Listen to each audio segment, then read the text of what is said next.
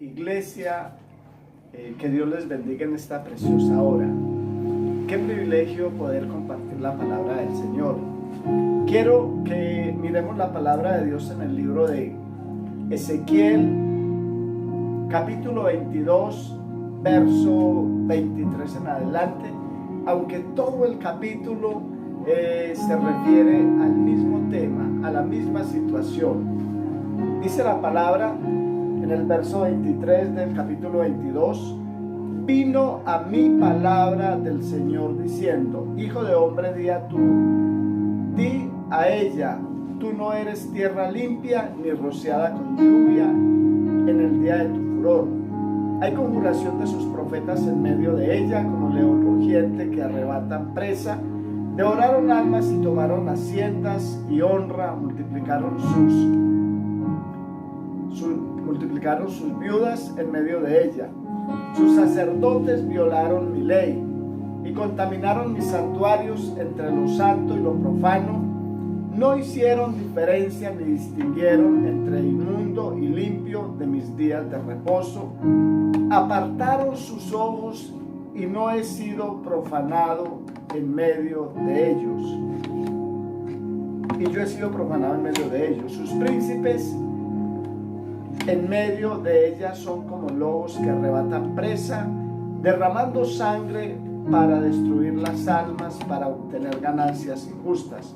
Sus profetas recubrían con lodo suelto, profetizándoles vanidad y adivinaciones mentirosas, diciendo: así ha dicho el Señor, y el Señor no había hablado. El pueblo de la tierra usaba de opresión y cometían robo al afligido, y al menesteroso hacían violencia. Al extranjero oprimían sin derecho. Y busqué entre ellos hombres quien hiciese vallado que se pusiese en la brecha delante de mí a favor de la tierra, para que yo no la destruyese, y no lo hallé. Por tanto derramé sobre ellos mi ira, con mi ardor en mi ira los consumí. Hice volver el camino de ellos sobre su propia cabeza, dice el Señor de los ejércitos. Amén. Bueno, siempre me ha impactado esta palabra a mí, del Señor decir que busqué entre los hombres uno, quien hiciese vallado a favor de la tierra, a favor de los moradores, a favor de la humanidad, para que Él no los destruyese. Y dice la palabra: no lo hallé.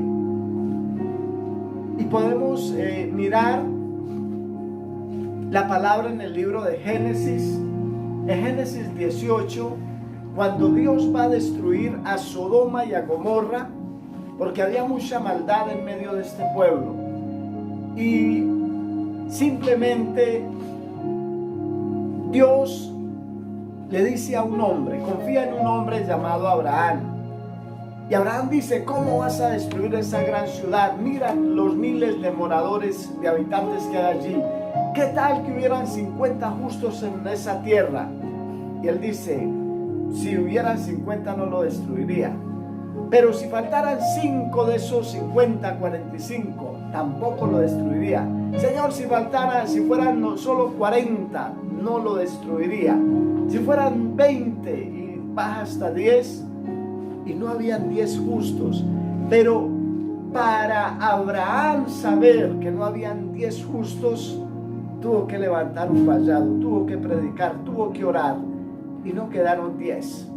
Dios, en la época, en la generación del profeta Ezequiel, también confronta a la iglesia a ser vallado.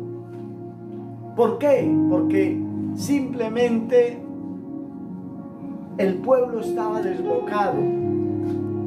La iglesia tiene la responsabilidad, le he colocado como título a esta enseñanza: la responsabilidad de la iglesia. Nosotros como iglesia tenemos la responsabilidad ante Dios de orar por la humanidad.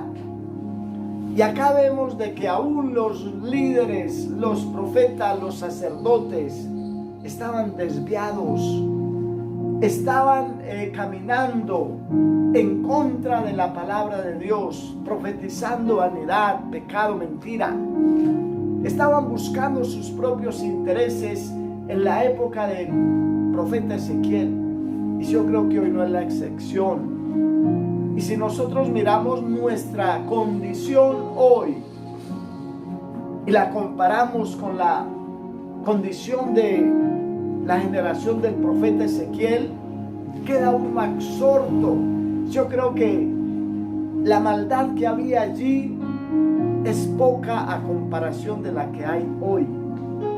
Entonces Dios nos manda a ser vallado por nuestros líderes, por los príncipes. En el verso 25 al 28 dice la palabra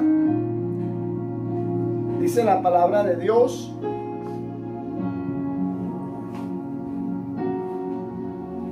dice de la siguiente manera: hay conjuración de sus profetas en medio de ella, como león rugiente que arrebatan presa, devoraron almas y tomaron haciendas y honra y multiplicaron sus viudas en medio de ella. Sus sacerdotes violaron mi ley y contaminaron mis santuarios entre lo santo y lo profano. No hicieron diferencia ni distinguieron entre inmundo e impío, y de mis días de reposo se apartaron sus ojos, y no he sido profanado, y yo he sido profanado en medio de ellos. Sus príncipes en medio de ella, como lobos que arrebatan presa, derramando sangre para destruir las almas, para obtener ganancias injustas. Y sus profetas recubrían con lodo suelto, profetizándoles vanidad y adivinándoles mentira, diciendo: así ha dicho el Señor, y el Señor no había hablado. Entonces acá podemos ver de que la iglesia tiene varias responsabilidades ante Dios. Primera, predicar la palabra, anunciar las buenas nuevas, como lo dice Mateo 28, 19, 20.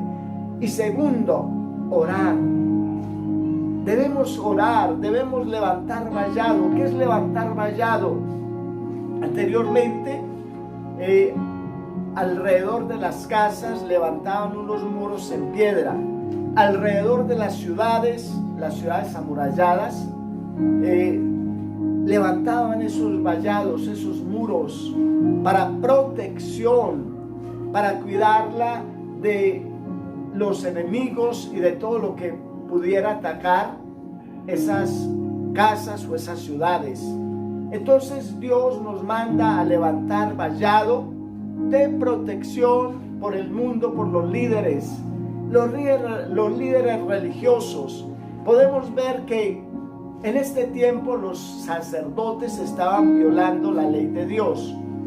Había codicia, había avaricia, se estaban desviando, y los profetas estaban profetizando vanidad, y aún dicen que estaban profetizando, despojando a personas con profecías quizás de el ganado, de sus haciendas, y dejando muchas viudas.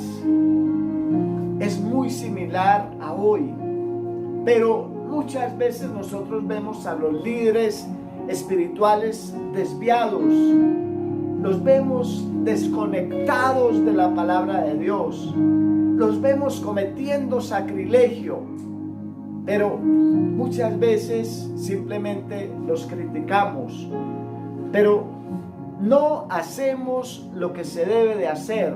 ¿Y qué debemos hacer? Orar por ellos, clamar por ellos. Debemos clamar, levantar un vallado alrededor de ellos para que el diablo no los desvíe, para que no hagan lo que ellos desean, para que no busquen sus propios intereses, sino que el Espíritu Santo les redarguya.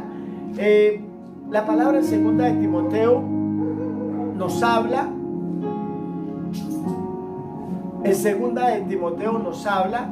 acerca de nuestros príncipes, de nuestros gobernantes. 2 de Timoteo dice: exhorto ante todo a que se hagan rogativas, oraciones, peticiones y acciones de gracia por todos los hombres, por los reyes y los que están en eminencia.